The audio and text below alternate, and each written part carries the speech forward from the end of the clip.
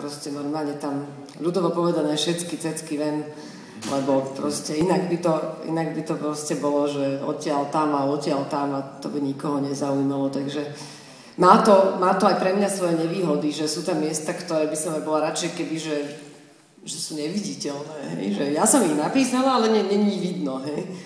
Ale tak ako asi tá poctivosť je jediná cesta v dnešnej dobe, no. Takže je to taký ako denník. Píšeš si denník?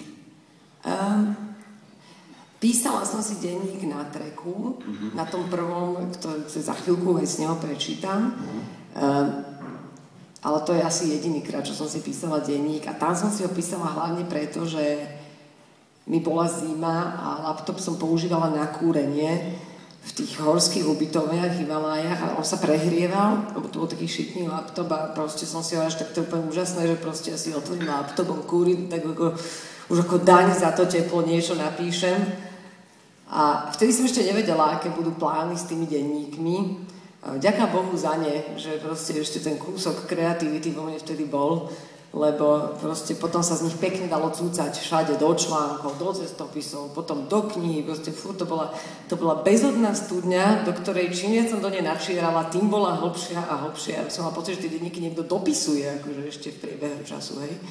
Že mám takéto zápisky aj z tých ostatných ciest, kým som sa neusadila v Nepále, potom som to prestala robiť, lebo však už človek si zapisuje na ceste a nie keď je doma, no.